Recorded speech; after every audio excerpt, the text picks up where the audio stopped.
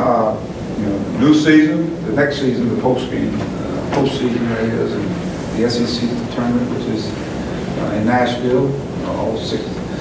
All teams are participating in, all 14 teams, and I think the tournament is wide open. I think if you look at how the conference finished and teams that won it, there's a lot of close games. So that tells you the parity in college basketball and how good our league was this year. So it's an exciting time of the year. Again, the winner advances to the NCAA, and that's our goal. And you got to go one game at a time. You can't get to the next game until you play that first game. We're playing against a Florida team that we played early in the year, our first conference game here, and they came in and stole one. So that sets the stage for again the SEC tournament. It's a great experience for our young team. Be their first time being in an environment, so I'm really anxious to see how they respond. And based on how we've been playing, hopefully there's some carryover. We continue to play defense, continue to rebound basketball, continue to attack the basket, take advantage of the mismatches that we do have. Daniel, he is a focal point of what we do, but then you got to make shots as well. So, and hopefully our bench will continue to play well. I think our bench has been very instrumental in how we're playing right now. It allows us to rest those guys at the same time, but we're getting productivity from our bench. Mike, I guess Daniel got the co-player of the week, and also the All-SEC team is going to be released tomorrow. I'm sure Daniel will be on those. I don't know if there's much more you can say about it. You hadn't already said, but assuming he's going to be an All-SEC guy, what have you thought of the season he's had? How deserving he'd be of that? I think he's very deserving. I mean, when you look at the things that Dan has done, and of course, the other night was one of those nights where he took it to another level, scoring-wise, defensive-wise, rebounded basketball. But he's been, he's had some periods in some games where he hadn't played some of his best basketball. But it wasn't because of lack of effort. We didn't do a good job maybe getting it to him, or he didn't finish well.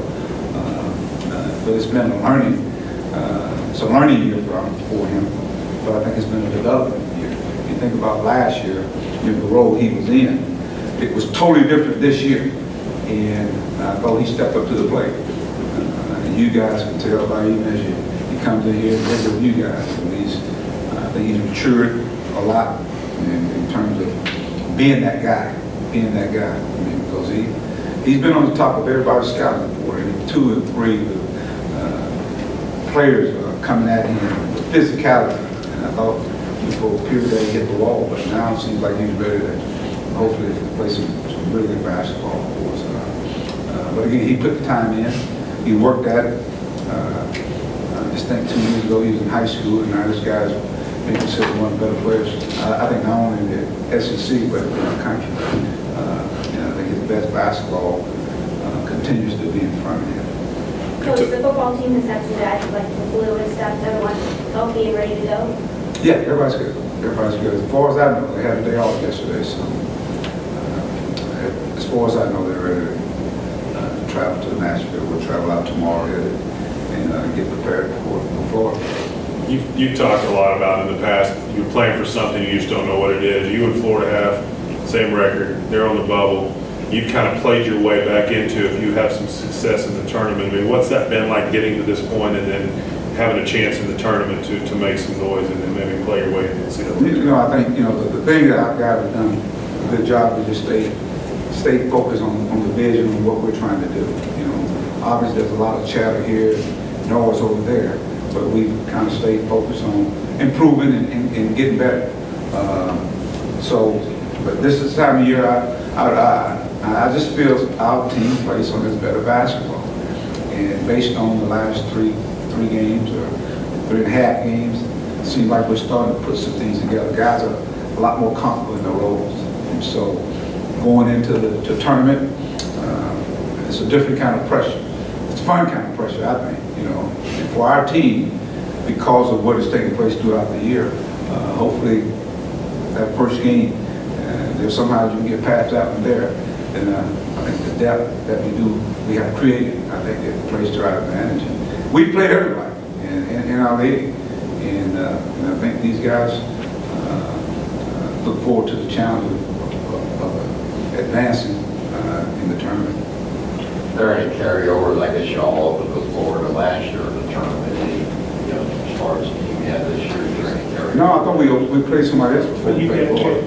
I think we had We played South Carolina. South Carolina. Yeah, I think we did, but we played them, so, but, again, everybody's good right now. Everybody's undefeated right now, so it's one game at a time. And for our guys, it's going in and taking our practice to the game. That's going to be the key for our guys.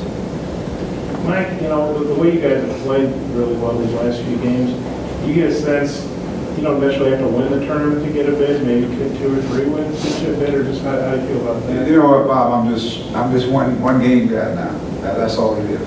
For this team here, it's just one game. Let's take it one game at a time.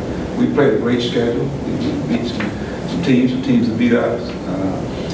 But right now, the only winner of this tournament is the one that gets in. So that's our goal right now. But it's one game at a time. And Florida probably has to win to get in the tournament too, because they've had some losses and everything. So sometimes these games, one team knows they're in, or another team knows they don't really have a shot. You guys both have a shot. I don't know if you can win some games. I mean, just how competitive does that make a game like this? We're both fighting to get it. We're both fighting to have an opportunity to play in that tournament, the NCAA tournament.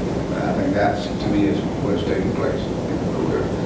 We're fighting, and they're fighting, and so it sets up for, I think, a great game. Mike, since the calendar hit March, do you feel like Daniel has kind of played with a heightened sense of urgency that you kind of talked about the kind of thing you play with a couple weeks ago?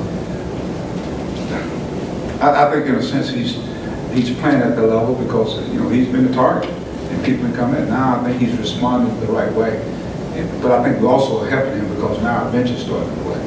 And if you watch us play, he's getting some rest now, and so he's able to come in those last 6, 7, 8, whatever it is, and finish the game off strong.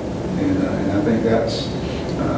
But when you talk about the sense of urgency, I mean, he's a guy that played last year. He's been on this stage before, so it makes sense for him to understand, what is at stake. His team needs him to play well, and kind of follow his lead. So maybe he's leading in that way. The other night, I just thought his effort, in the last few games, his effort has been unbelievable. This guy, he's falling on the floor, getting up and getting dunks, man. I mean, how do you do that? That's relentlessness, and that's what I've been preaching to these guys. You got to be that kind of team. You got to be a blue-collar kind of team that plays with relentless effort.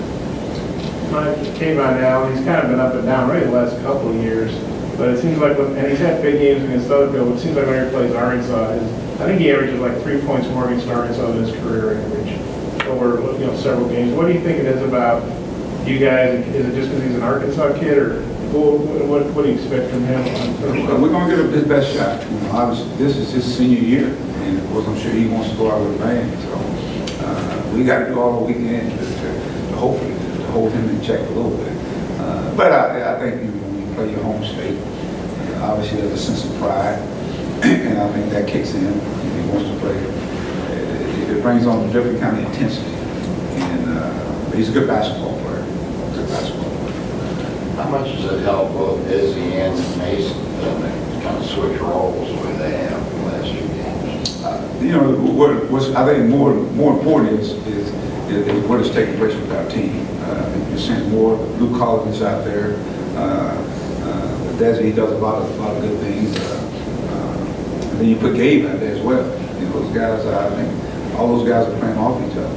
And I think with Mason, I think it's kind of relaxing a little bit more. Where he can come in and a lot of guys put a lot of pressure on themselves.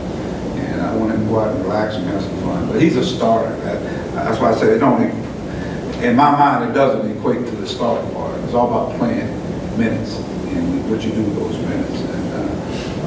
But again, we're playing, our benches now, all of a sudden now, is giving us productivity. We played these guys last time. We got 0 points off our bench. We didn't shoot the ball well.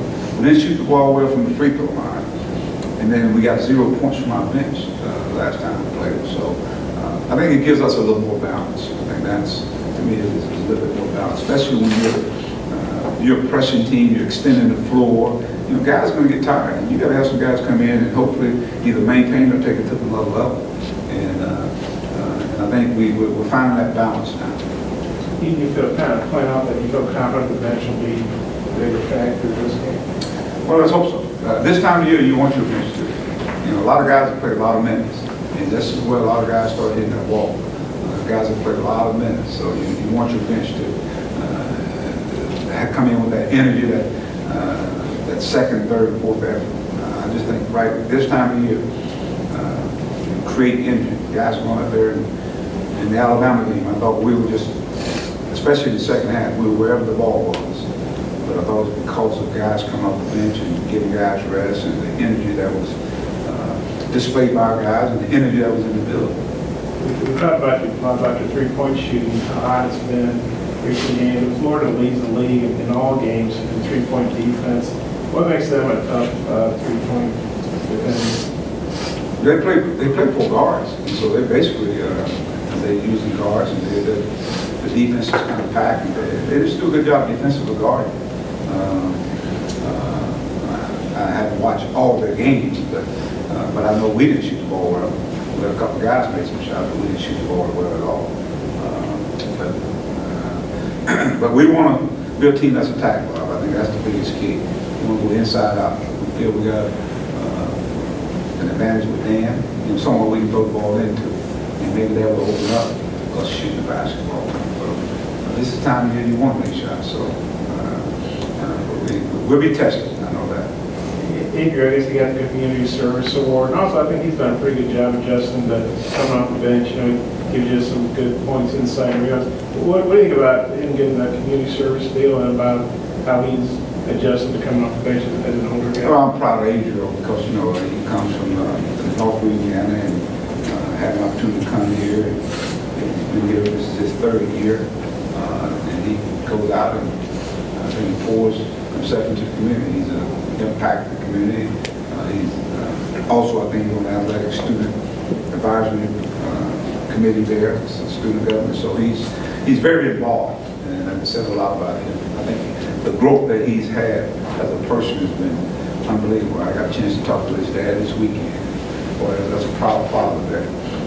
He's on target to graduate, and that all that says is, again, you know, what our university is providing for these student athletes. The administrative athletic department. I mean, it's a change in that guy's life. It's changing his life.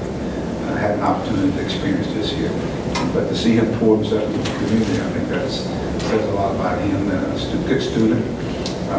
And then when you talk about the basketball part of it, you know, I think Adrian's been around long enough to understand what his role is for his basketball team. He wants to be the best player he can be, but at the same time, he's going to do whatever it takes to help his team win. He's been to the tournament.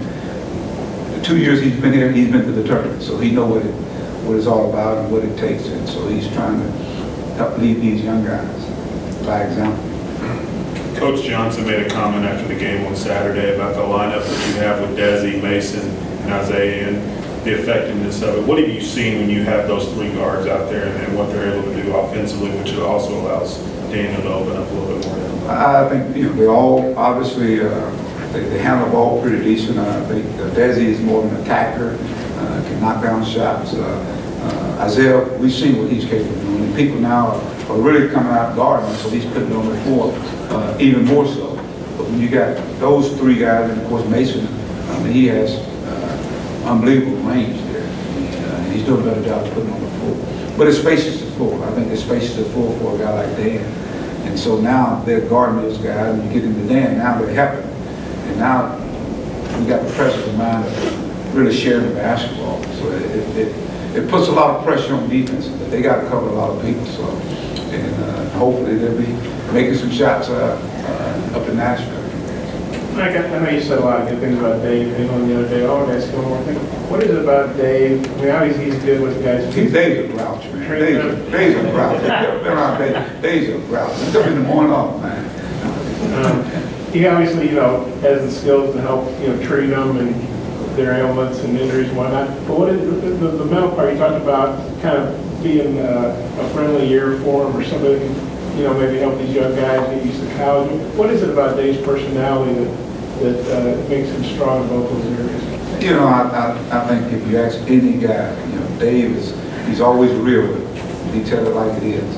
And I think that's what a lot of people need to hear. And he tells them the truth. Sometimes guys tell guys what they want to hear. And Dave tells them the truth. Something take place in practice and where I just go after the guy. And I do go after him. I go after him big time. And then they're going to the locker room and they need one of those ears, them pity ears and all that stuff. Dave won't give it to him. Coach is right. And I tell Dave, you're right, coach is always right.